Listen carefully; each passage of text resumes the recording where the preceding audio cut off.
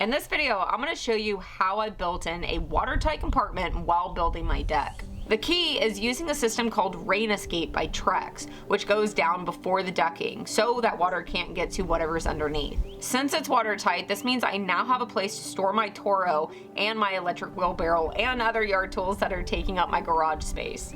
Let me take you back to the beginning of this project, which actually began on day 1 before this series.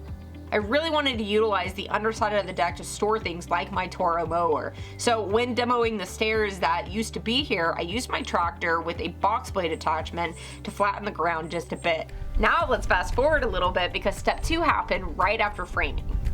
All the posts were set and all the joists, going to the very far end where the ground has the largest slope, giving me the most headroom. I call this the T-box because, well, it's my T-box. It's so cool. Before decking goes on, the system that will make the entire undersection watertight needs to go on. It's called Rain Escape and is made by a company called Trex, and it starts by installing something that looks like a large funnel. So this is going to be called the downspout. It looks like an oversized funnel you can see here. And so all of these need to be installed at the end of each one of these stud bays. And I'm just going to use a stapler in order to install it. You can either use a slap stapler or an electric one. On each one of these sides, there's a different orientation. So you're going to cut this out if it's a 12-inch bay, and then this one out if it's a 16-inch bay. Since mine are in 16, I'm just going to use a razor in order to cut this out. Or actually, Jacob's going to cut it out and then toss it to me and I'll install it. These will later direct all the captured water down and away, which I'll show you later. The side Jacob is cutting out creates an opening for the water coming off the T-box section to be collecting easier. And this is nice and easy to install. If you're working off the ground like us, a walkboard definitely helps. The downspouts can be rotated if you have a smaller bay like we do on the very end. Next is to roll out the liner that will cover each bay. This stuff comes in rolls already sized for standard spacing. However, note that it does cut down easy at a miter should you have a small bay size.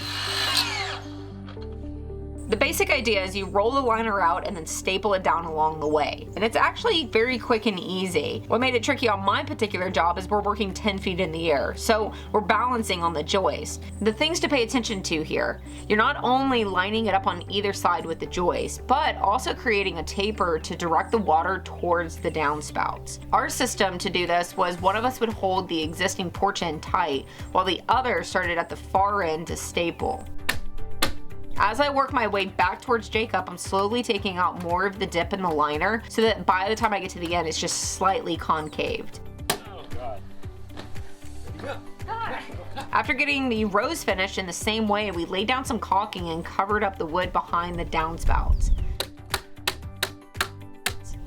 By the way, this stuff cuts easy with a box blade. Next is to tape all of the seams with Trex joist tape. If you've never worked with joist tape, it's very sticky, which is great, but it can be tricky to get it laid down in a straight line like this without creases. A tip is to unroll a length with paper backing still on it. Then, once it's lined up, pull the backing off and just press the tape down. The goal is to cover every seam so water can't get below. No, you can use this Rain Escape on your entire deck, but I kept it contained to the area that I could walk under. Now we have a way to wick water away from the porch, then funnel it down. Now let's fast forward slightly to show you how it's collected. So now whenever it's raining on the top of the deck, it's gonna catch it, move the water this way, come down into the funnels, down into the downspouts, and then the scudder system is gonna capture it. Now right now, I don't have a tank in place because it's on order, so I just have a downspout and then it goes out from underneath the deck, making this entire compartment watertight, allowing me to store my equipment in here. However, another thing that you could do, which I will do in the future, is place a tank and capture this water for my own use for like irrigating plants around the deck system. Now with the T-box being watertight, it's a matter of closing up the side. And I'm doing that with 2 giant doors. And I start by building a frame. For doors, you don't have to overcomplicate them. As you can see, just rip down some treated material here into 2x2s, but it is handy to do wetter material wherever the hinges are gonna be. This is just a simple 2x6. Now, know that whenever you're building a door and you're gonna be adding in a diagonal, it does matter which direction the diagonal goes. Find the hinge side and put the low side of the diagonal on the hinge side, and then go to the opposite corner. By putting it this way, this is gonna be in compression instead of whereas this way, this is gonna be in tension.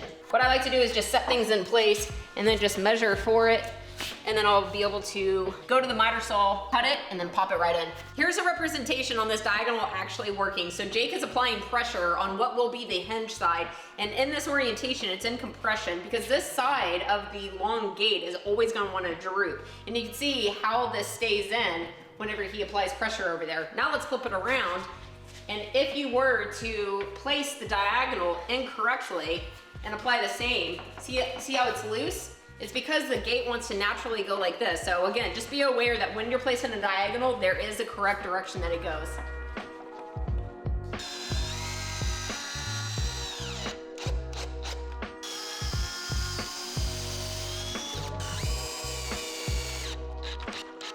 Now you might be expecting a gate that looks like this. And this might make us look like bad carpenters, but actually, this is scribed to the landscape, which I think is some advanced stuff here. Wonkiness is actually showing off some skills. Now we just gotta get this up to the house. So what we're doing here is placing this gate where there's an even reveal all the way around. And then we're gonna temporarily screw it to just some blocking to hold it up into place. The objective here is to put it up so that we can have our hands free to skirt the outside of it. So you can see here, this is centered to this board and centered to this board because I really want the skirting to almost like camouflage it to where it's just hidden within, but then it's actually gonna be two opening swinging doors. Right there, good, yep. After attaching the second door to the blocking, next we brought in the last few Western Red Cedar boards to skin it. And I'll tell you this, folks, it is a wonderful feeling starting a project with a full trailer of lumber and finally getting to the end of it. Yeah. Jacob and I decided to measure and cut in place, leaving a gap on either hinge side, using my favorite combo square to get not only the top spacing for this first board set correctly, but also the side spacing. Then nailed it in place. So on this, using the Senko 15 gauge, but these are stainless steel nails to where they're not going to leave the black streaks once it rains. What we're going to be doing is just laying a full board all the way across, and then afterwards coming back with the circular saw and then making these two cuts. As you can see, this goes quick and easy. To give you a time check, the rain escape took us about 4 hours to install. Then these doors took about 3.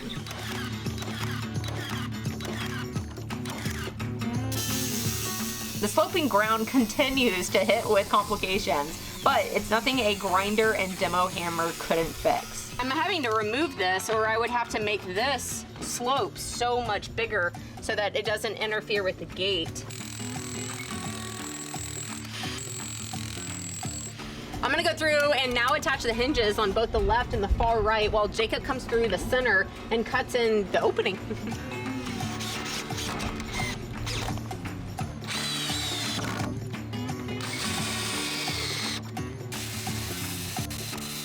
By the way, this is the same nail slicer blade I put in the saw at the very start of the project.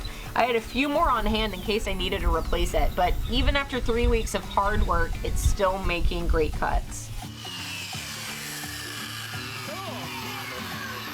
Jake did set the depth of the blade, so only cutting through the skirting boards here and not the framing.